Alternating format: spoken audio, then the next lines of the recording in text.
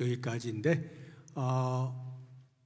여기 나오신 분들은 그 철로역정에 대한 열의가 있고 배우고자 하는 열의가 있으셔서 나오신 것이 당연한데, 그럴지라도 이 1시간 동안 얼마만큼 집중하느냐에 따라서 교육의 효과, 교육의 결과는 사람마다 다를 수가 있습니다.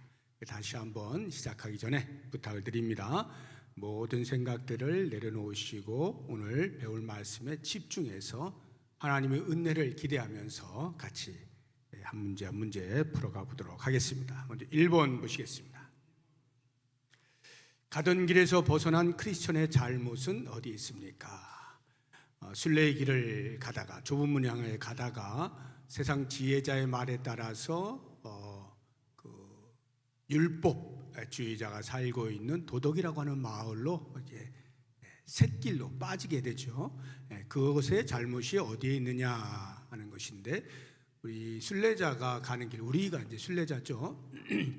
천국 향해 가는 길에는 그 길에서 벗어나게 하려는 많은 유혹들이 도사리고 있어요. 당연히 사탄이 준비해 놓은 것이죠. 여기가 지름길이야, 여기가 넓은 길이야, 이리로 가면은 편하게 갈 수 있어 등등 곳곳에 그러한 유혹들을 장치를 해놓고 순례자가 천국을 향해 가는 그 길에서 벗어날 충동을 느끼도록 만들죠. 이러한 유혹에 빠지는 것이 주인공 크리스천의 이제 잘못이라 할 수가 있어요. 유다서 1장 11절을 우리 같이 한번 읽어보도록 하겠습니다. 화 있을진저 이 사람들이여 가인의 길에 행하였으며 삭슬 위하여 발람의 어그러진 길로 몰려갔으며 고라의 폐역을 따라 멸망을 받았도다. 여기 유다서의 유다는 예수님의 형제 중 한 사람인 유다입니다.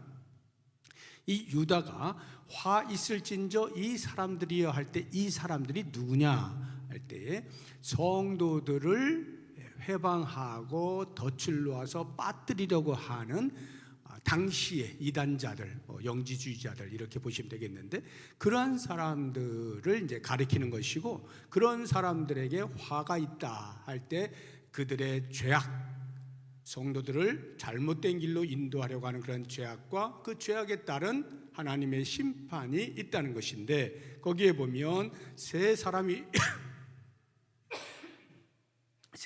등장을 하죠. 가인, 발람, 고라, 전부 구약 시대의 인물들입니다. 가인은 여러분이 아시는 것처럼 가인과 아벨, 그러니까 아담과 하와의 이제 두 아들이죠. 이제 제사를 받지 아니한 것에 대한 질투심에 자기의 동생인 아벨을 죽이는 이러한 무자비한 사람이 가인이에요. 그러니까 유다는 이러한 그 가인, 그러니까 사람들을 잘못된 길로 인도해서 사망에 이르게 하는 이런 이단자들을 가인으로 비유를 하는 것이고, 또 거기에 빠진 사람도 역시 마찬가지로 사망에 이를 수밖에 없는 것이죠. 두 번째 나오는 발람의 어그러진 길 할 때, 이 발람 아시는 것처럼 모압 왕 발락이 이스라엘 백성들이 자기 땅을 거쳐서 가나안 땅으로 들어가고자 요청을 하였을 때에 혹시라도 그냥 지나가는 것이 아니라 자기들 나라를 침범하여서 점령을 당할까 우려가 되어져서 신기하다고 소문이 난 발람이라고 하는 선지자를 불러다가 청부를 넣죠. 이 이스라엘 백성들을 좀 저주하여서 우리 땅에 못 들어오게 해라. 저주를 퍼붓는데 안 되잖아요. 하나님께서 계속 그 입이 열리면 이스라엘 민족을 축복하는 말로 바꾸어 주시니까 발람이 도저히 안 돼서 그 방법 말고 다른 방법을 써보자 하고는 우상 숭배를 하게 하고 모압 여인을 음행하도록 이렇게 해서 이스라엘 민족을 망가뜨리는, 이것이 바로 발람의 어그러진 길인데요. 역시 마찬가지로 그렇게 이스라엘 민족을 어그러진 길로 인도하는 그러한 발람의 나쁜 그 영향의 심판이 이제 주어지는 것이고, 거기에 빠진 사람들도 역시 마찬가지로 어그러진 길로 가게 되어지는 잘못을 저지르는 것이죠. 고라는요, 그 이스라엘 백성들을 애굽에서 나오게 한 이스라엘 영도자가 모세잖아요. 모세와 아론이 지도력을 발휘해서 하나님이 주신 권위를 따라서 이스라엘 백성들을 인도해 가는데, 광야에서 이 고라는 모세의 사촌입니다. 사촌인데 이 모세와 아론의 권위에 도전을 하는 거예요. 왜 너희들만, 이렇게 해서 정식으로 도전을 했을 때 모세가 그래? 그러면 하나님께서 과연 누구를 들어서 사용하시는지 우리 한번 보자 하고는 심판의 장을 마련하는데, 하나님께서 땅을 갈라서 고라를 그 땅 속에 그냥 산채로 파묻어 버리시죠. 그렇게 이제 죽음에 이르게 되는 그런 사건인데, 이 고라의 패역한 길, 이것도 역시 마찬가지로 고라가 그렇게 하나님의 모세의 권위에 대항한다는 것은 곧 그 권위를 주신 하나님의 권위에 대항하는 것과 같은 것이거든요. 그러니까 어그러진 길로 나아가게 하는 거죠. 패역한 길로 나아가게 하는 거죠. 근데 그것에 동조한 사람들도 역시 마찬가지로 죽게 되어지는 이러한 것. 그래서 이 크리스천이 천성을 향해 가는 길에서 어긋난 길로 빠지게 되어지면 그 결과는 참혹하다 하는 거예요. 그래서 견눈질을 하면 안 된다 하는 것이죠. 2번을 보겠습니다. 길을 바꾸었더니 오히려 더욱 힘들고 험한 줄령을 만났습니다. 이런 곁길은 어떤 것들입니까? 그리고 누구의 전략입니까? 순례길이 이제 만만치가 않은 거예요. 예수님께서 제자도를 말씀하실 때 그렇게 쉽게 말씀하시지 않았잖아요. 어려운 길이란 말이에요. 근데 어려운 길을 가다 보니까 이거 안 되겠어, 너무 힘들어 하고는 쉬운 길을 택하게 되어지는 순간에 눈에 볼 때는 쉬워 보였는데 막상 가보면 그 길이 더 어렵게 되어진다 하는 것입니다. 그래서 이러한 뜻을 가진 사자성어를 하나 소개를 해드리면, 피장봉호라고 하는, 보시게 되면 한문이 크게 쓰여져 있죠. 저 피자가 피할 피자입니다. 장은 노루 장자, 노루. 그리고 저 봉자는 만날 봉이고, 호는 호랑이 범호자예요. 노루를 피하려고 하다가 호랑이를 만난다 하는 이야기거든요. 그러니까 순례의 길을 가는 게 너무 어렵다라고 해서 쉽게 돌아가야지 하고 간 그 길이 오히려 더 어려운 일에 봉착할 수 있게 된다 하는 것입니다. 그럼 왜 그렇게 곁길을 자꾸 가려고 하느냐? 그것은 순례길을 가도록, 천성에 가도록 요청하신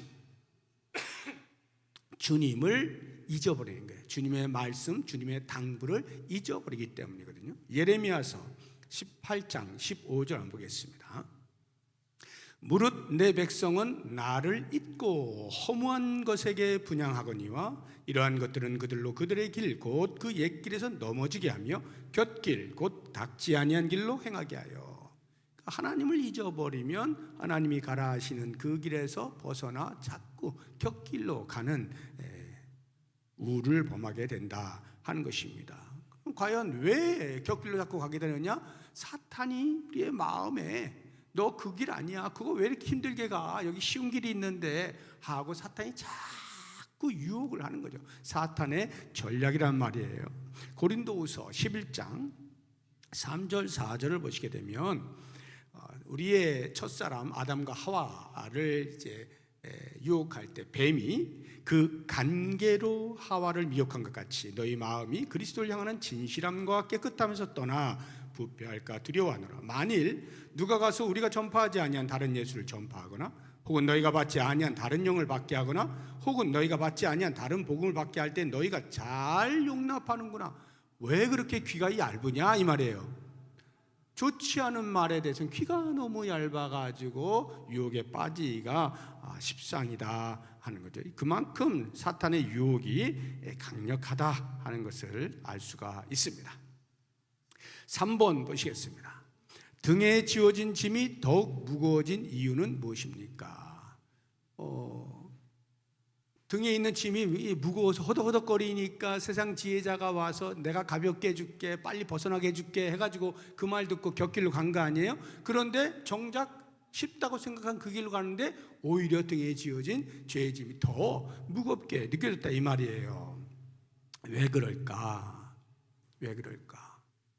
하나님의 은혜, 하나님의 방식을 따르지 아니하고 내가 무언가 쉽게 해결할 수 있지 않을까는 인위적인 생각이 드는 순간 죄의 짐은 점점 무겁게 다가오는 것이죠. 그래서 갈라디아서에 보게 되면 갈라디아 그 성도들에게 조용히 들어서 그 공동체에 조용히 들어와가지고 자꾸 이렇게 나쁜 소리, 그 유혹의 소리들을 한 그 거짓 형제들, 거짓 선생들이 있었는데 그들로 인하여서 자꾸 마음이 흔들려서 예수 그리스도로 말미암아 자유함을 얻었던 사람들이 오히려 다시 속박의 자리로, 종의 자리로 되돌아가려고 하는 일들이 벌어지게 될 때 사도 바울이 엄중히 경고를 하죠. 갈라디아서 2장 4절을 보시면요, 이는 가만히 들어온 거짓 형제들 때문이라. 그들이 가만히 들어온 것은 그리스도 예수 안에서 우리가 가진 자유를 엿보고 우리를 종으로 삼고자 함이로되. 이게 무슨 말이냐면요, 유대인으로서 그리스도인 된 자들이 이방인으로서 그리스도인 된 자들에게 자꾸만 야, 너희들 그렇게 해가지고 구원받을 수 없어. 우리를 봐. 우리는 하나님의 선민이고 어렸을 때부터 할례를 받아서 하나님의 백성으로 택함 받은 자들이야. 너희들 그거 안 하면 안 돼 하고는 자꾸 율법이 이야기한 할례를 받도록 종용하는 거예요. 그것과 관계없이 예수를 믿는 믿음으로 구원을 얻는 분명한 구원의 길이 있는데 하도 옆에서 계속 그걸로 안 돼, 그걸로 안 돼 이렇게 하다 보니까 그 말에 흔들흔들하게 되어지면 그리스도로 말미암아 얻은 자유를 스스로 반납하고 다시 율법 아래로 종이 되어 살아가게 되는 일이 일어날 수가 있다 이 말이에요. 우리는 결코 그렇게, 율법이라고 하는 것은 내가 무엇을 지킴으로써 하나님의 은혜를 입는다, 하나님께서 주신 약속을 받아낼 수 있다, 이런 거예요. 내 힘으로 무엇을 할 수 있다는 게 율법이거든요. 우리는 그게 안 된다는 걸 알잖아요. 율법을 지키는 것으로 우리가 구원에 이를 수 없다는 것을 너무나 잘 알죠. 이 부분에 있어서 분명하게 이해를 해야 된다는 거죠. 우리 힘으로 할 수 있는 것이 아니다 하는 거예요. 그래서 두 번째 사자성어를 제가 소개를 해드리겠는데, 선유자익이라고 하는 말이 있어요. 보시게 되면 한문을 한번 보여주세요. 착할 선자죠. 놀유자입니다. 자자는 놈자자고 익은 빠질 익자입니다. 그러니까 수영을 잘하는 사람이 자기를 믿고 나는 뭐 절대로 안 빠져 하고 막 놓고 헤엄치다가 꼬르륵 빠져서 죽게 되어진다 이 말이에요. 이게 선유자익이라는 거예요. 조금 더 확대해서 이해를 하면 뭐냐 하면, 내가 무엇인가 할 수 있는 능력이 있다고 믿고 자기 능력을 믿고 자만하다가, 그래서 자기의 능력을 믿고 문제를 해결하다가 점점 더 악한 상황을 맞이하게 된다. 이게 선유자익인데, 우리가 내 힘으로 무언가 구원을 얻을 수 있다라고 여겨서 이것저것을 기웃기웃거려 봐야 점점 더 낭패만 볼 뿐이다. 죄의 짐이 더욱더 무거워질 뿐이다 하는 거예요. 그러니까 늪에 빠졌을 때, 여러분 늪의 성질을 아시죠? 늪에 빠지면 어떻게 해야 살아날 수 있을까요? 한 가지 방법밖에 없어요. 가만히 기다리고 밖에서 밧줄 던져주기만 할 기다리는 거죠.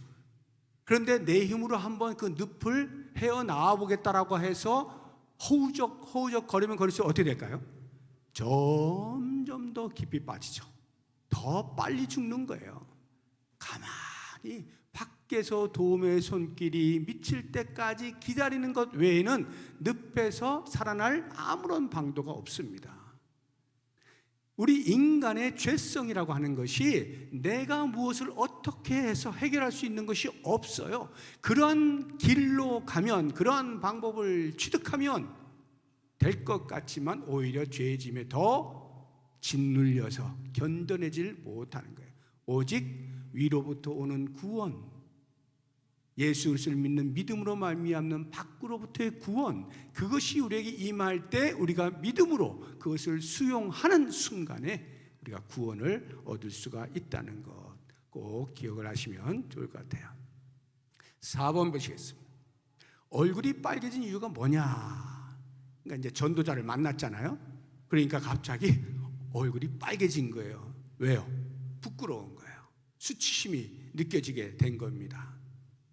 얼굴이 빨개졌다는 말은 내가 뭘 잘못했는지를 인지했다는 뜻이죠. 잘못한 걸 모르는 사람은 얼굴이 빨개질 일이 없잖아요. 그냥 전도자 만나면 반갑습니다. 전에 봤는데 또 다시 만났네. 이 정도 하는 거지. 뭐 수치심으로 얼굴이 빨개질 일이 없잖아요.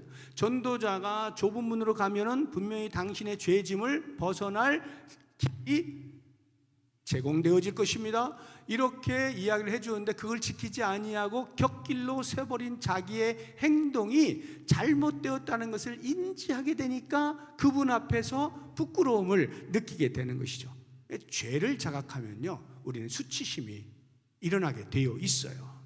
누군가가 나의 죄를 지적을 하게 되어지면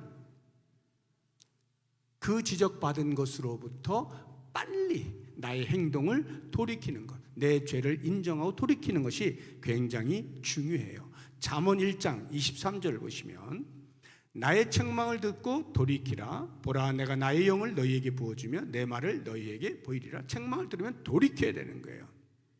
그래서 예레미야서 31장 19절을 보시면 에브라임 민족, 북이스라엘 말하는 겁니다. 이스라엘 전체를 보셔야 되고 에브라임의 탄식과 회개가 이렇게 기록이 되어 있어요. 내가 돌이킨 후에 뉘우쳤고 내가 교훈을 받은 후에 내 볼기를 쳤사오니 이는 어렸을 때의 치욕을 짐으로 부끄럽고 욕됨이니이다 하도다. 부끄럽고 창피하고 수치스러워서 견딜 수가 없는 거예요. 그래서 뉘우치는 거죠. 회개 자리로 일어나는 거예요. 근데 여기 중요한 것은요, 부끄러워한다라고 하는 것을 이렇게 부끄러워하면 안 돼요. 내가 꽁꽁꽁꽁 감추어두었는데 그걸 어떻게 알고 사람들이 들춰내가지고 창피하다. 드러난 것이 창피해서 얼굴이 빨개지고 수치심을 느끼는, 이건 아무것도 아니에요. 그거는 드러난 것 때문에 수치심을 느끼는 것이 아니라 그 드러난 일이 얼마나 내가 잘못된 것이었느냐를 자각하는 것. 내가 잘못했구나. 자각하여 양심이 견딜 수 없어 수치심을 느끼는 것. 이게 중요한 거예요.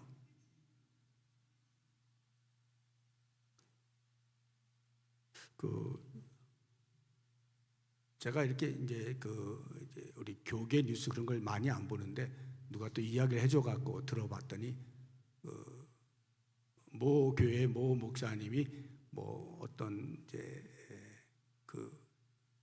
교육자들과 같이 회의하는 그런 시간들에 좀 해서는 안 될 그런 막 욕짓거리를 하고 이렇게 하다가 그게 들통이 나가지고 아주 시끌시끌하고, 그래서 결국은 이제 사임을 했다는 말까지 제가 들었는데, 들통이 나서 부끄러운 것과 그것이 얼마나 잘못된 행위였느냐를 인지해서 부끄러워하는 것은 달라요. 저는 그분이 무엇 때문에 부끄러워, 무엇 때문에 수치심을 느꼈을지는 잘 모릅니다. 저는 아무것도 몰라요. 그냥 아무튼 그런 일이 있을 때, 그렇게 어떤 잘못이 드러나게 될 때, 드러난 것 때문에 부끄러워하는 것은 자기에게 아무런 유익이 없다 이 말이에요. 그런데 그게 정말 내가 잘못된 것이로구나 자각하게 되어져서 부끄러워진다면 그것은 회개할 수 있는 가능성이 열려 있는 것이죠. 그건 좋은 부끄러움이다 하는 것입니다. 5번 보겠습니다. 전도자가 일일이 캐묻는 목적은 무엇입니까? 이렇게 대화하는 가운데에서 그래서요 하고 계속 일일이 캐묻는단 말이죠. 왜 그렇게 캐물을까요? 네가 얼마나 나쁜 놈이냐 하는 것을 비난하기 위해서일까요? 아니요. 그 목적은 순례자 크리스천이, 주인공 크리스천이 자기의 행위가 얼마만큼 잘못된 것이었는가, 그 죄가 생각나게 하려는 목적을 가지고 계속해서 질문을 던지는 겁니다. 그러니까 죄를 깨닫지 못하는데 회개할 리는 없잖아요. 내가 죄를 지었다는 생각이 안 드는데 누가 회개하겠어요? 죄가 깨달아질 때, 이건 내가 잘못한 거야, 깨달아질 때 회개의 자리로 나아가게 되는 거죠. 그러니까 회개라고 하는 것은 그냥 피상적인 게 아니에요. 아무 감각도 없는데, 아 주님 제가 잘못했습니다, 하도 기도하면 회개의 기도를 합시다 하니까 아무 생각도 없이 그냥 주님 잘못했습니다, 이건 아무런 효과가 없는 거예요. 내가 죄에 대한 자각이 있을 때 진정한 회개로 나아갈 수가 있는 것이고요. 그 죄에 대하여 구체적으로 고백하면서 하나님의 용서를 구하는 것, 이것이 회개인 거죠. 성령께서 이 땅에 오셔서 우리들의 죄에 대하여 고발을 하시고 책망하시는 사역을 하시죠. 요한복음 16장 8절을 보시면 그가 와서, 성령이 와서 죄에 대하여, 의에 대하여, 심판에 대하여 세상을 책망하시리라. 그럼 성령이 죄에 대해 책망을 하실 때 어떤 방식으로 하십니까? 가장 쉬운 것이 성경을 통하여, 그 성경을 누군가가 전하겠죠? 그러면 성경을 가르치는 자, 성경을 알려주는 자, 전도자를 통하여, 목회자를 통하여서 죄를 지적하도록 하시는 거고, 그 죄를 듣게 되었을 때 이게 나구나 하고 자기 자신에게 적용하여서 죄에 대하여 부끄러워하면 그 사람은 회개의 길로 나아가게 되고 살아날 수 있는 기회를 얻게 되어지는 것이죠. 그런 면에서 목회자가 물론 공동체 전체 어느 한 사람의 죄를 놓고 막 이러지는 않겠습니다만, 사회적인 현상에 대하여서 죄된 것에 대하여 지적을 하고, 그런데 그것이 나에게 해당이 되어질 때에 내가 찔림을 받게 되어지면 이를 가는 것이 아니라 어찌할꼬 하고 자기의 가슴을 칠 때 그 사람은 살아나는 거예요. 그런데 저 목사님이 나를 표적하여서 이야기했구나, 이렇게 이를 갈면 그 사람은 회개의 기회를 얻지 못하죠. 살아날 기회를 스스로 내팽개치는 거예요. 강단에서는요, 하나님의 말씀을 가지고 이렇게 죄에 대한 지적이 필요합니다. 그런데 오늘날에는 그런 것이 쉽지가 않아요. 왜? 성도들이 듣기 싫어하거든요.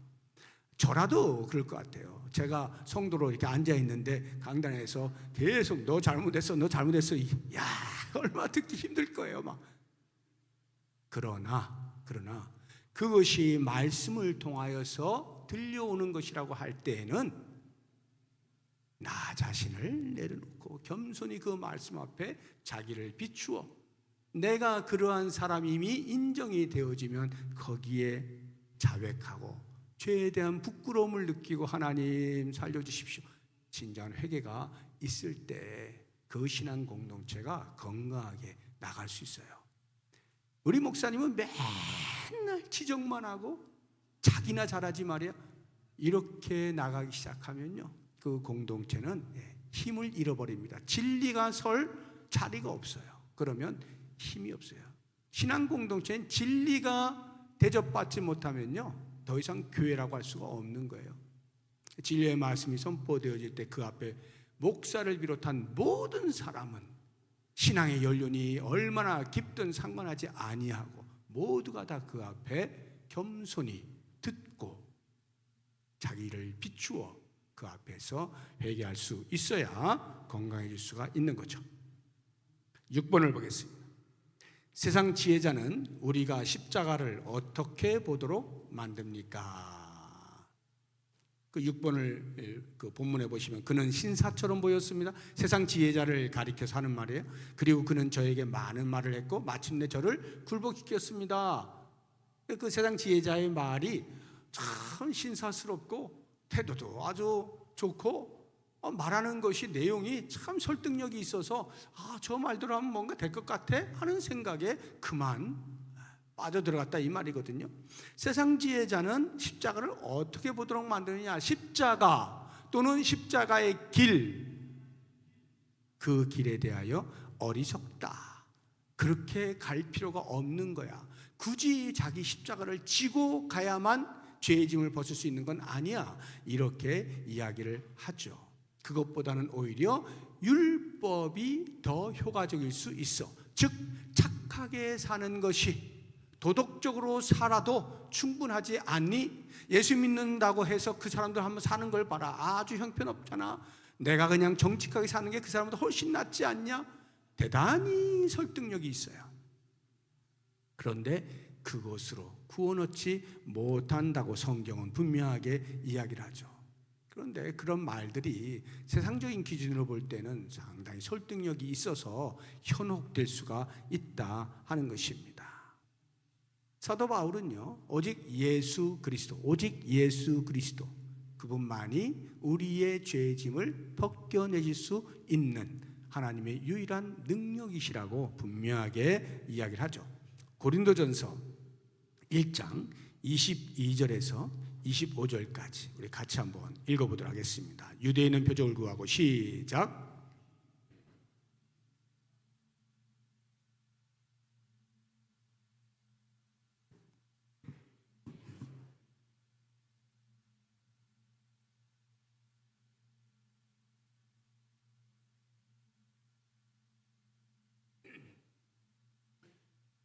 하나님의 어리석음이 사람보다 지혜롭고 하나님의 약하심이 사람보다 강하니라.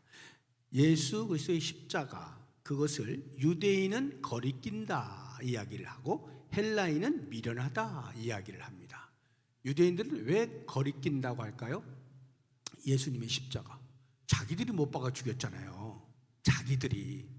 그리고 유대인의 사고에서의 십자가라고 하는 것은 하나님의 저주 아래 있는 자잖아요. 나무에 달린 자마다 저주 아래 있는 자라, 하나님의 저주를 받은 자예요. 그 하나님의 저주 받은 자가 어떻게 우리를 구원한다고 말할 수가 있느냐? 자기의 행위에 대하여 부정을 해야 되는 거리끼는 것이 될 수밖에 없어요. 헬라인들이 볼 때는요, 이방인들이 볼 때는요, 미련한 거죠. 바보스러운 거죠. 세상에 말도 안 돼. 십자가는 누가 집니까? 로마의 형벌 중에 하나인데, 악독한 자 중에서도 악독한 자가 받는 형벌이 십자가 형벌이란 말이죠. 그런 사람이 무슨 세상을 구원해? 말도 안 되는, 그걸 믿으라고? 참 미련하고 어리석기 짝이 없구나. 이게 헬라인들의 태도란 말이에요. 그래서 예수님의 십자가는 유대인들에게는 거리끼는 것이고 헬라인에게는 미련한 거예요. 그런데요, 예수 그리스도 안에서만 구원이 있다는 사실을 알게 되어진 우리에게는 이것이 유일한 하나님의 능력이 되는 것입니다. 우리를 구원할, 인류를 구원할 유일한 하나님의 능력이라는 것을 알죠. 그래서 그렇게 고백을 하잖아요. 그래서 우리는 귀를 열어서 들어야 할 말씀은 사람들의 말이 아니라 하나님의 말씀이어야 한다. 하나님의 말씀이 우리에게 구원을 어떻게 이야기하고 있는가, 여기에 귀를 기울여야 한다 하는 것입니다. 자, 7번 보겠습니다. 전도자가 철저하게 질문하는 이유는 무엇입니까? 그 신사가 당신에게 뭐라고 말했습니까? 어디로 가냐고 물어서요, 제가 사실대로 대답했는데, 그래서 그 다음에 뭐라고 했습니까? 계속 이렇게 질문하는 이유가 뭐냐 할 때에 그 세상 지혜자, 유혹을 했던 그 세상 지혜자의 정체, 그리고 나를 유혹하는 그 계략, 이런 것들을 정확하게 인지하고 깨달을 수 있도록 하기 위해서 철저하게 묻고 또 묻는 거예요. 그래야만 내가 유혹에 빠져서 실수한 죄에 대한 철저한 회개뿐만이 아니라 그 이후에 그와 유사한 일들이 있을 때 다시 죄를 반복하지 않을 수 있기 때문인 것이죠. 그래서요, 죄의 사함을 받은 자는 그 다음에 또 죄를 짓지 않기 위하여 자기 자신을 아주 조심스럽게 방어하고 진리를 붙잡고 하는 일이 필요한 거예요. 요한복음 5장 14절에 보면 베데스다 연못가에서 38년 된 병자를 예수님께 고쳐주시지 않습니까? 그 일 이후에 며칠 지나서 성전에서 그 사람을 만나게 되었을 때에 예수님이 그 사람에게 당부한 말씀이에요. 요한복음 5장 14절. 그 후에 예수께서 성전에서 그 사람을 만나 이르시되 보라 내가 나았으니 더 심한 것이 생기지 않게 다시는 죄를 범하지 말라 하시니, 죄를 범하면 똑같은 일이 반복되어진다. 이제 나은 것이 소용이 없다. 그러니까 철저하게 죄를 인식하고 회개하고 그리고는 다시 그 죄를 범치 않는 일이 중요한 것이죠. 그러기 위해서 이 전도자가 계속 집요하게 질문을 함으로써 크리스천의 머릿속에 각인을 시키는 거죠. 그렇구나, 내가 다시는 이렇게 휘둘려서는 안 되겠구나, 다시는 그 사람들의 유혹에 넘어가면 안 되겠구나, 이렇게 마음가짐을 단단히 하게 만들기 위해서 이러한 일들을 한다 하는 것입니다. 8번 조급증은 영적으로 어떤 것입니까? 조급증. 그는 저에게 빨리 짐을 벗어버리라고 말했습니다. 그래서 여기 쉬운 길이 있으니까 이리로 가라 이렇게 말했습니다. 그런데 거기에 왜 빠졌어요? 영적인 조급증이 있으니까. 그래, 나 지금 너무 무거워, 너무 힘들어, 이거 빨리 좀 벗었으면 좋겠어 하는 영적인 조급증이 그 사람의 말을 듣게 만든 것이죠. 이 조급함이라고 하는 것은 말세의 현상 중에 하나입니다. 디모데후서 3장 2절부터 4절까지 보면 18가지의 말세에 일어나는 현상들을 이야기하고 있는데, 그 중에 4절만 한번 소개를 하면 배신하며 조급하며, 이 조급함이 말세의 현상 가운데 하나로 나타나죠. 배신하며 조급하며 자만하며 쾌락을 사랑하기를 하나님 사랑하는 것보다 더하며, 이렇게 조급함이 나와 있는데요, 영적으로 조급해지면 어떠한 일이 벌어지느냐? 영적인 조급증은요,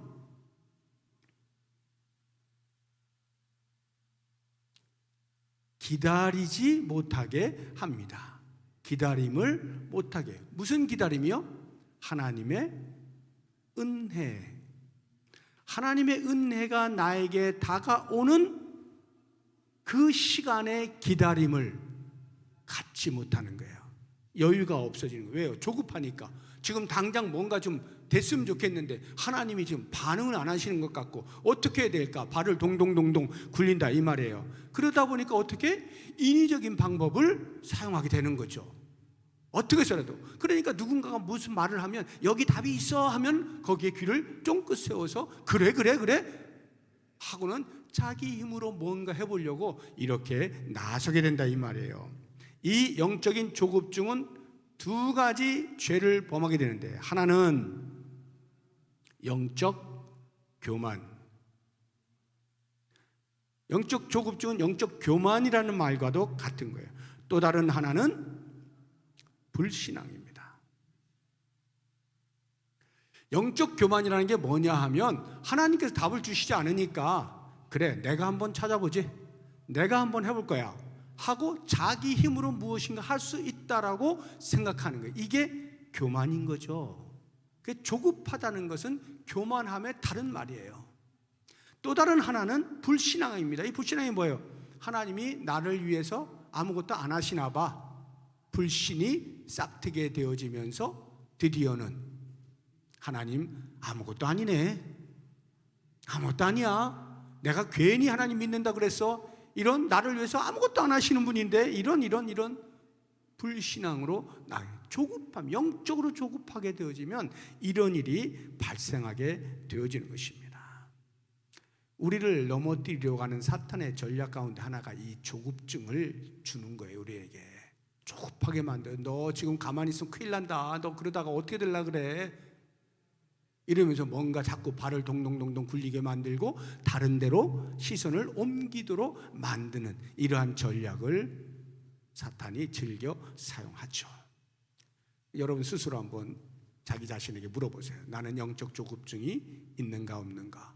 내가 생각하는 만큼 내가 이 정도로 막 열심을 내면 뭔가 신앙의 성숙이 쫙 일어나야 될 것 같은데, 아유 지금 봐봐요 뭐 옛날하고 별로 차이가 없는 것 같고, 이래가지고 조급증에 헉헉거리면서 하나님은 나를 위해서 뭔가 아무것도 안 하시나 봐.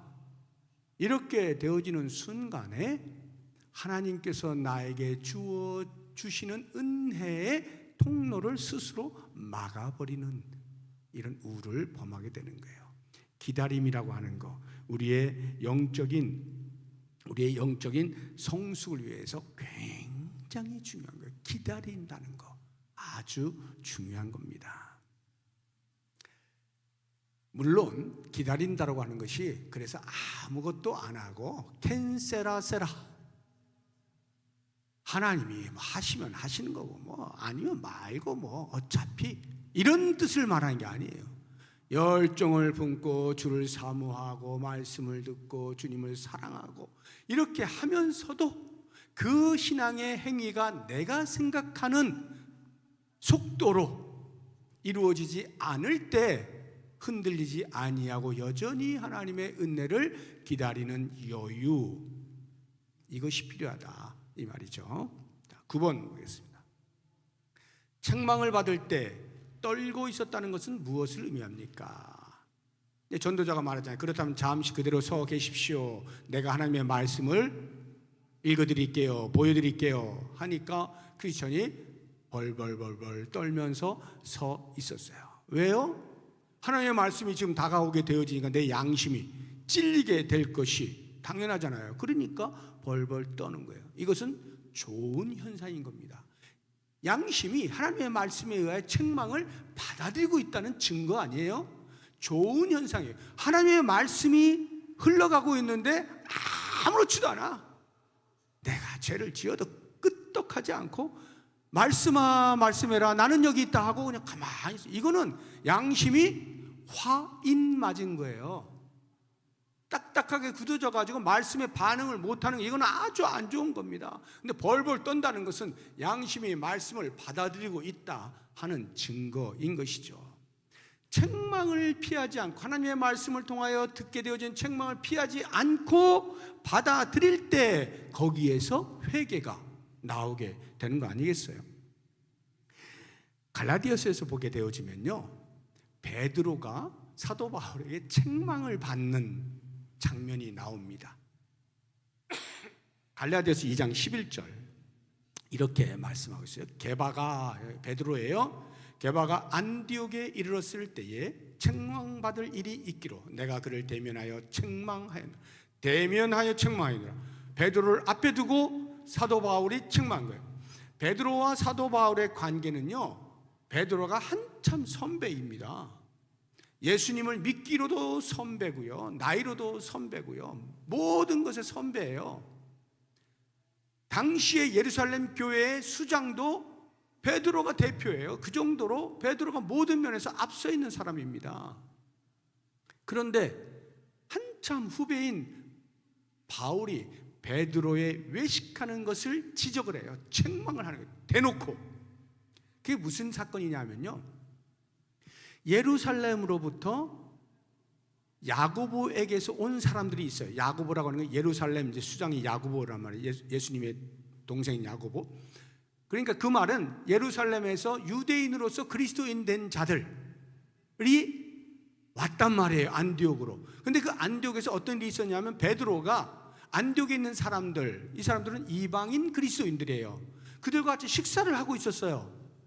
그런데 그 유대인 그리스도인들이 오게 되어지니까 그 식사 자리에서 벌떡 일어나가지고 도망을 가버렸어요. 저 사람들이 보면 큰일 나겠다 싶어 도망갔어요. 지금 생각하면 이해가 안 되잖아요. 왜 식사하다 말고 그냥 가지?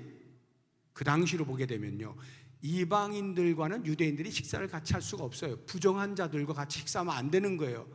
그리스도 안에서 이미 자유한 자들이 되었음에도 불구하고 율법에 얽매여서 베드로가 그만 외식을 한 거예요. 저들이 보면 또 뭔가 잔소리할 것 같아, 차라리 안 보이는 게 낫겠어 하고 도망을 갔다 이 말이죠. 이 일로 인하여서 베드로 혼자 그렇게 외식한 게 아니라 그것을 보게 되어진 많은 유대인 그리스도인들이 함께, 아이고 그렇구나, 저거 보이면 안 되는 거구나, 저거 잘못된 거구나, 우리가 그리스도 안에서 한 가족이지만 아직 유대인으로서 이방인과 같이 식사하면 이거 안 되는 것 같아, 율법을 어기는 거 아닐까, 이렇게 유혹이 되었고요. 심지어는 바나바조차도 유혹이 되었다라고 이야기를 하고 있는 것입니다. 그러니 사도 바울이 거룩한 분노를 내지 않을 수가 없는 거죠. 베드로 선배님, 어떻게 그럴 수가 있습니까? 예수를 믿는다는 게 무엇이라는 걸 누구보다 잘 아시는 당신께서 어떻게 자기뿐만 아니라 많은 사람들을 유혹에 빠뜨리는 그런 행위를 할 수가 있습니까?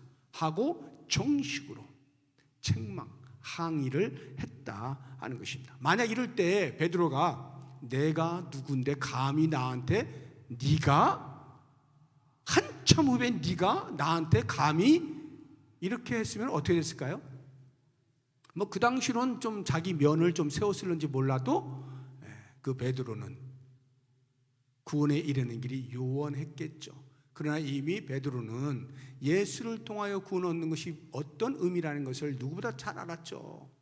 그렇기 때문에 그는 바울의 책망에 대해서 이런 방구 변명하거나 항의할 수가 없었죠. 물론 그 이후에 베드로의 어떤 태도에 대해서 성경에 기록하고 있는 건 아닙니다만 충분히 그것을 수용했다는 것을 알 수가 있죠. 이렇게 책망을 받게 되어질 때 말씀 앞에 두려워 떨어야 돼. 누가 책망하느냐가 중요한 게 아니에요. 네가 어떻게 나한테 감히 이런 거 안 통한다 이 말이에요. 그 책망의 내용이, 책망의 근거가 성경에 있기 때문에 성경의 권위 앞에 떨 수 있어야 돼요. 그래야 회개의 기회를 얻게 되어지고 다시 살 수 있게 되어진다 하는 것입니다. 10번 보겠습니다. 믿음의 길에서 벗어나 곁길로 빠진 것에 대해서 전도자가 무엇이라고 결론을 내렸습니까? 결론을 내린 것, 말씀을 읽어주잖아요. 그 말씀의 핵심이 뭡니까? 뒤로 물러서지 말아라. 이 말씀을 읽어주지 않습니까? 그러니까 뒤로 물러서 뒤로 돌아간 거죠. 히브리서 10장 38절에 이렇게 말씀합니다. 나의 의인은 믿음으로 말미암아 살리라. 또한 뒤로 물러가면 내 마음이 그를 기뻐하지 아니하리라 하셨느니라. 의인은 믿음으로만 사는 것인데 자꾸 율법을 기웃기웃거리면 안 돼. 그건 뒤로 물러가는 거야. 이렇게 말씀하는 거예요. 성도는 그런 사람들이 아니에요. 예수를 믿는 믿음 외에 다른 구원의 방도를 이야기하는 사람들이 아닙니다. 오직 예수 그리스도만을 바라보고 구원의 완성을 향하여 표대를 향하여 앞을 보고 달려가는 사람들이에요. 히브리서 10장 39절에 보면 우리는 뒤로 물러가 멸망할 자가 아니요 오직 영혼을 구원함에 이르는 믿음을 가진 자니라. 그래서 누가복음 9장 62절에 보면 예수님께서 이렇게 말씀하셔요. 쟁기를 잡고 뒤를 돌아보는 자는 하나님 나라에 합당하지 않다. 하나님 나라에 도달하고자 하는 자가 쟁기를 잡은 채 앞을 향해 쭉 가야 되는데 뒤를 자꾸 돌아보고 옆을 보고 딴짓하고 하면 안 된다 이 말이에요.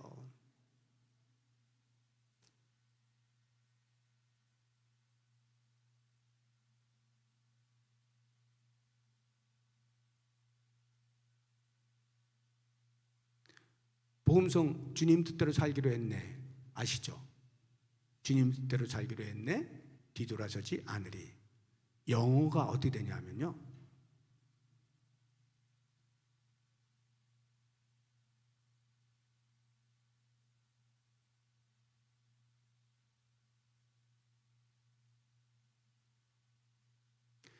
I have decided to follow Jesus. 예수님 따르기만을 결심했다. 3번 반복하죠. 3번 반복해요. 그리고 뒤에 뒤돌아서지 않겠네. No turning back. No turning back. 원래 내가 저기 있었는데 예수를 믿어서 이제는 이쪽을 향해 가는데 No turning back. 다시 뒤로 돌아보지 않겠노라. 이게 성도란 말이에요. 이게 성도예요. 우리 한번 이거 불러볼까요? 요것만. 주님 뜻대로 살기로 했네. 주님 뜻대로 살기로 했네. 주님 뜻대로 살기로 했네. 뒤돌아서지 않으리. 쥐인가? 아마 그럴 것 같은데. 네. 자, 한번 해보겠습니다. 그냥 반주 없이 아카펠라로. 주님 뜻대로 살기로 했네. 주님 뜻대로 살기로 했네. 주님 뜻대로 살기로 했네. 뒤돌아서지 않겠네. 순례자는 이렇게 오직 표대를 향하여 주님이 앞에 계신 그 주님만을 바라보고 앞을 향하여 달려가는 사람이다 하는 것입니다. 11번, 말씀을 적용하는 목적은 무엇입니까? 이제 말씀을 읽어주고 그 말씀을 적용을 하죠. 이렇게 또한 전도자는 읽은 말씀들을 적용해서 말했다. 당신은 불행을 향해 뛰어들어가고 있어. 당신은 가장 높은 분의 권고를 거절하기 시작했으며 당신의 발걸음을 평화의 길에서 물러서게 하고 있으며 심지어 거의 멸망의 위험에 이르게 했어. 이렇게 적용을 해주는 것입니다. 그러니까 말씀이 있으면 그 말씀에 대한 적용, 이건 뭐냐 하면 때로는 권면으로, 때로는 위로로, 때로는 책망으로 하나님의 말씀이 적용이 되어지는 것이죠. 디도서 1장 9절을 보시게 되면요, 미쁜 말씀의 가르침을 그대로 지켜야 하리니 이는 능히 바른 교훈으로 권면하고 거슬러 말하는 자들을 책망하게 하려 함이라. 여기서 이제 전도자가 이 말씀의 적용은 크리스천이라고 하는 주인공에게 책망으로 적용을 지금 하고 있는 것이죠. 항상 책망으로 적용되는 건 아니죠. 하나님 말씀 때로는 어떤 사람에게는 어떤 상황 속에서 위로로 다가설 수도 있는 거고요, 어떤 사람에게는 권면으로 이렇게 다가설 수도 있죠. 12번, 전도자의 말에 크리스천이 죽은 자와 같이 된 이유는 무엇입니까? 죽은 자와 같이 됐다는 게 뭐예요? 전도자의 말을 듣게 되었을 때 울부짖는 거죠. 파멸에 이르게 되었으니 아 슬프다, 큰일 났다, 난 이제 죽었다, 이런 말이잖아요. 왜 이렇게 되었을까? 죄에 대한 각성이 일어났기 때문이죠. 이 죄의 결과가 어떠하다는 것을 알게 되었을 때 죄에 대한 각성이 제대로 일어나니까. 그래서 사도 바울이 그러잖아요. 로마서 7장 24절에 보면 오호라 나는 곤고한 사람이로다. 이 사망의 몸에서 누가 나를 건져내랴. 죄에 대한 각성이 일어난 사람은요, 난 이제 죽었다, 이게 그냥 나오는 거예요. 탄식이 나올 수밖에 없는 거예요. 죄를 지었다가 은폐하여 1년 동안 끙끙거리고 살았던 다윗이 나단 선지자로부터 그 죄에 대한 지적을 받게 되었을 때, 책망을 받게 되었을 때 죄에 대한 각성이 일어나게 되죠. 야, 내가 지금까지 그걸 끙끙 숨기고 있었네. 하나님은 다 알고 계셨는데 내가 하나님 모르실 거야, 왜 이런 어리석은 생각을 했지? 죄에 대한 각성이 일어나게 되면서요, 그간에 자기가 이 마음으로부터 느끼고 당해왔던 그 어떤 감정의 표현을 시편 여러 곳에서 이야기를 하고 있는데, 대표적으로 두 군데를 한번 소개를 보면 얼마만큼 다윗이 괴로워했는지, 시편 32편 3절 4절 보시면 내가 입을 열지 아니할 때 종일 신음함으로 내 뼈가 쇠하였도다. 주의 손이 주야로 나를 누르시오니 내 진액이 빠져서 여름 가뭄에 마른같이 되었나이다. 죄의 각성이 일어나게 되어지니까요, 내가 이런 사람이었다, 내가 이런 걸 내가 그냥 감춘다고 이러고 살았네, 이렇게 말하는 거예요. 한 군데를 더 보죠. 시편 38편 3절에서 8절에 좀 길지만 우리 같이 한번 한 목소리 읽어보겠습니다. 시작.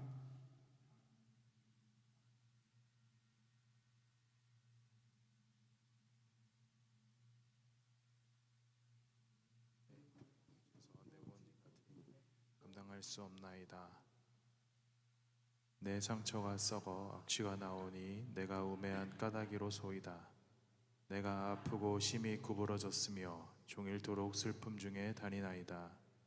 내 허리가 열기가 가득하고 내 살에 성한 곳이 없나이다. 내가 피곤하고 심히 상하였음에 마음이 불안하여 신음하나이다. 예. 한마디로 표현하면 죽을 만큼 괴롭다, 이 말이잖아요. 죽을 만큼 괴롭다. 그러니까 죄의 각성이 일어나게 되어지면 이런 고백을 하지 않을 수가 없는 거죠. 자기의 영적인 상태를 알게 되니까요. 죽을 만큼 괴롭구나. 사도 바울의 그런 고백이 우리들에게 당연히 있게 마련인 것입니다. 자, 이제 13절을 보시면 13번, 전도자는 언제 사죄의 가능성을 말해주고 있습니까? 그렇게 괴로워하고 있는 그 크리스천에게 그걸로 끝, 책망하고 끝 이렇게 하지 않고요, 그 다음을 제시를 해주죠. 모든 모양의 죄와 모독은 용서를 얻을 수 있습니다 하고 죄 사함에 대한 이야기를 해주는 것입니다. 언제 이런 말을 하느냐 할 때, 죄에 대한 각성이 일어났을 때, 회개하였을 때, 철저한 회개가 있을 때, 그 이후에 그것으로 끝이 아니라 죄사함의 은혜가 있습니다 하는 이야기를 반드시 해주는 거예요. 그래서 나단 선지자가요, 이 다윗에게 지적을 했을 때 다윗이 시인을 하잖아요. 그때에 다윗에게 해준 말이 있습니다. 사무엘하 12장 13절에 보면 다윗이 나단에게 이르되 내가 여호와께 죄를 범하였노라 하매 나단이 다윗에게 말하되 여호와께서도 당신의 죄를 사하셨나니 당신이 죽지 아니하려니와. 그러니까 하나님으로부터 사죄의 은총을 받기 위해서는 반드시 전제되어 있어야 되는 것이 있는데, 그것이 철저한 회개죠. 죄를 자백하면 하나님은 미쁘시고 의로우셔서 우리 죄를 기억하지 않으셔요. 모든 불의에서 우리를 깨끗하게 하셔요. 동이 서에서 먼 것처럼 죄악 덩어리를 던져버리셔요. 생각지도 안 하신단 말이죠. 자백할 때, 철저한 회개가 있을 때 사죄의 은혜가 다가오게 되는 거예요. 회개가 없는데 사죄의 은혜가 결코 오지 않습니다. 내 죄를 인정하지 않는 사람을 그래도 괜찮아 이렇게 하는 경우는 없다 이 말이에요. 14번, 전도자는 책망했지만 한편으로 회개하는 자에게 어떻게 권면하고 있습니까? 믿음 없는 자가 되지 말고 믿는 자가 되십시오 이렇게 권면을 하잖아요. 다시 같은 죄를 범하지 말라고 권고하죠. 그러니까 권면을 하는데 그 권면에는 경고가 포함이 되는 것입니다. 나는 예수님 부활하셨다고 하는데 못 믿겠어. 직접 내가 만져봐야 되겠어. 직접 내 눈으로 봐야 되겠어.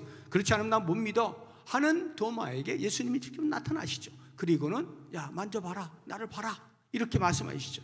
요한복음 20장 27절 보면 도마에게 이르시되 내 손가락을 이리 내밀어 내 손을 보고 내 손을 내밀어 내 옆구리에 넣어보라. 그리하여 믿음 없는 자가 되지 말고 믿는 자가 되라 이렇게 말씀하시잖아요. 그러니까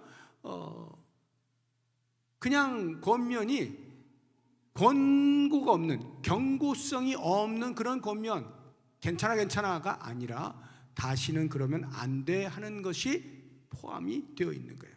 그래서 바울이 데살로니가 교회 성도들을 권면을 할 때 마치 부모가 자녀를 대하듯이 했다 이렇게 이야기하거든요.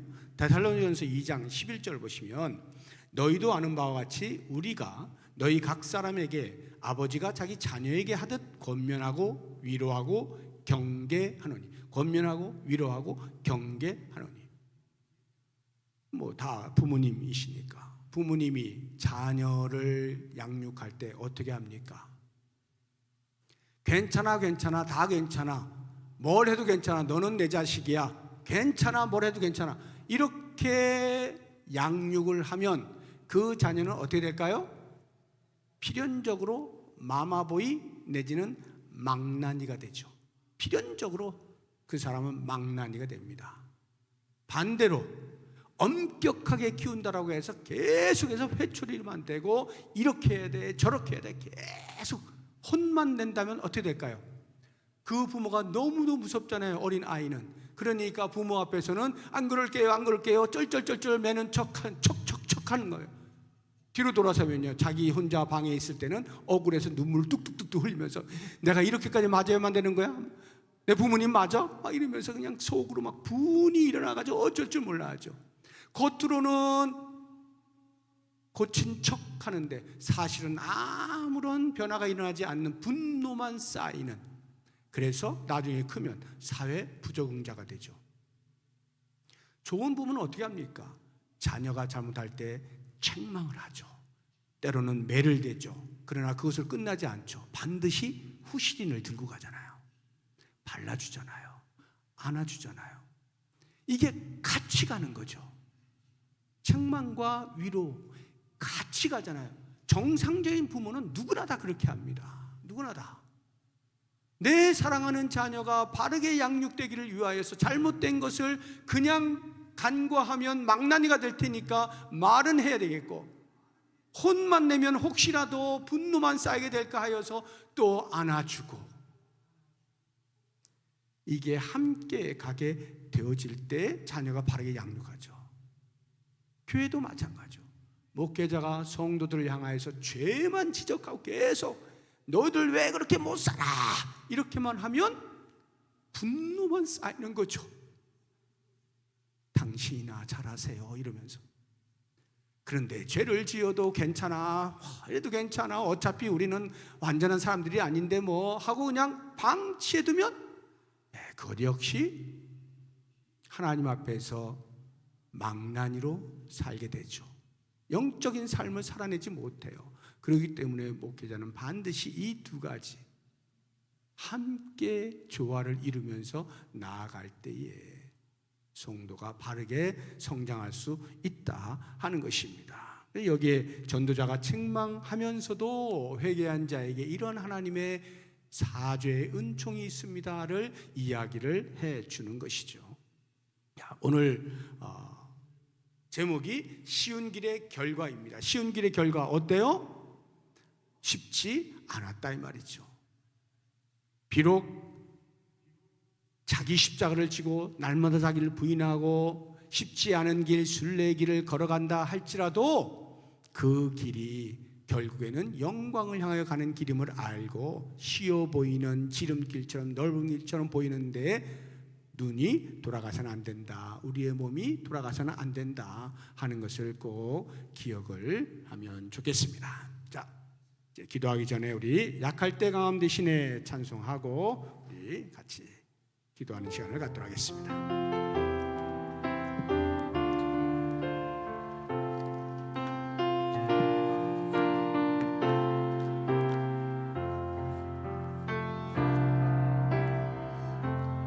약할 때 강함 대신에 나의 보배가 되신 주 나의 모든 것. 주 안에 있는 보물을 주 안에 있는 보물을 나는 포기할 수 없네. 주 나의 모든 아멘. 것. 십자가 제사하셨네. 십자가 제사하셨네. 주님의 이름 찬양해. 주 나의 모든 것. 쓰러진 나를 세우고 쓰러진 나를 세우고 나의 빈잔을 채우네. 주 나의 모든 것. 예수 어린 양 예수 어린 양 존귀한 이름. 아멘. 예수 어린 양 예수 어린 양 존귀한 이름. 아멘. 예수 그리스도 그 이름만이 우리의 구원을 주시는 유일한 존귀한 이름이죠. 자, 제가 몇 가지 기도 제목을 드리겠습니다. 첫 번째, 옆길로 빠지지 않게 하옵소서. 뒤로 돌아가지 않게 하옵소서. 오직 앞만 바라보고 걸어가게 하옵소서 기도하시고요. 두 번째, 우리의 죄가 생각날 때 혹은 누군가로부터 죄를 지적받을 때 즉각적으로 인정하고 회개할 수 있게 하여 주옵소서 기도하시고요. 세 번째, 아무리 힘든 신앙의 여정 속에서도 조급한 마음을 버리고 주님의 은혜를 기다리며 견디고 버티게 하옵소서 기도하시고, 네 번째, 이번 주일에 있을 예배와 소그룹 모임에 성령 하나님 기름 부어 주옵소서 기도하시고요. 우리 기도 제목에 제가 넣지는 않았는데 지금 국제 정세 가운데 미국과 이스라엘 그리고 이란이 대치하는 상황 속에서 아주 위험한 상태에 있죠. 또 많은 사람들이 이미 죽었고요. 또 억류가 되어 있고 여러 가지 어려운 일들이 많은데 하나님의 은혜가 국제 정세를 평안케 하시도록 안정될 수 있도록 위해서 우리 다 같이 한 목소리로 기도하겠습니다. 하나님 아버지 감사합니다. 구원의 길을 걸어가는 우리의 삶에서 옆을 보게 만드는 수없이 많은 유혹들이 있고 뒤로 돌아가게 만드는 사탄의 괴계가 있습니다. 그러할 때마다 흔들리지 아니하고 우리 앞에 계신 예수 그리스도를 바라보며 그때를 향하여 만만 바라보고 열심을 다하여 달려갈 수 있는 삶을 살아갈 수 있도록 인도하여 주시기를 원합니다. 때때로 우리의 삶에 죄가 생각날 때마다 누군가로부터 죄를 지적받을 때에 하나님의 말씀을 읽는 가운데 대하는 가운데 우리의 죄가 드러나게 될 때에 감추지 않게 하여 주옵소서. 오히려 드러내어 우리의 양심이 그 말씀 앞에 반응할 수 있도록 도우시기를 원합니다. 즉각적으로 인정하고 회개의 자리에 나올 수가 있어서 모든 죄를 자백할 때에 미쁘신 하나님께서 용서하시는 사죄의 은총을 맛볼 수 있도록 인도하여 주시기를 원합니다. 우리의 순례의 길이 아무리 힘들고 어렵다 하더라도 조급한 마음을 내려놓게 하여 주옵소서. 하나님께서 때를 따라 베푸시는 은혜가 다가오는 것을 기다림을 통하여 경험할 수 있도록 도우시고 지금 당장의 힘들고 어려운 삶에 견디고 버틸 수 있는 능력을 더하여 주시옵소서. 이번 주일에 하나님을 예배하는 온 성도들이 마음을 다하여 집중하여서 하나님을 영화롭게 하는 귀한 예배를 드릴 수 있게 해주시고 그 영광에 참여하면서 베푸시는 은혜에 침잠할 수 있는 복이 있게 하시기를 원합니다. 오후에 소그룹 모임에 사랑하는 성도들이 너도 나도 함께 참여하여서 그 소그룹을 통하여서 베푸시는 하나님의 은혜를 누릴 수 있게 하시고 영적인 유익과 성장의 자리에 있게 하여 주시기를 간절히 소망합니다. 하나님은 지금 국제정세가 심히 어렵습니다. 미국과 이스라엘, 이란이 대치 상황 가운데에서 너무도 힘든 시간들을 보내고 있습니다.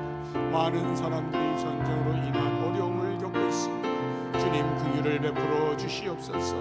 누군가의 이익에 편승하여서 전쟁이 일어나지 않게 하여 주시고 하나님의 의가 바르게 설 수 있도록 도와주시기를 원합니다. 그래서 국제적인 정세가 안정을 취할 수 있게 해주시고 평화가 있게 하여 주시고 사탄의 계계 속에 휩쓸리지 않게 하여 주시며 오직 그리스도의 계절이 우리의 사는 곳곳에서 드러날 수 있도록 은혜 위에 은혜를 더하여 주시옵소서. 예수님의 이름으로 기도드립니다. 아멘. 하나님 아버지 감사합니다. 오늘도 수요성령 아카데미를 통하여 절로 역정의 한 과정을 배울 수 있게 해주신 것 감사합니다. 이것이 곧 나의 삶에 대한 이야기인 것을 알고 스스로 말씀을 듣고 적용하면서 나를 깨우쳐 바른 순례의 길을 계속해서 걸어갈 수 있도록 함께하여 주시옵소서.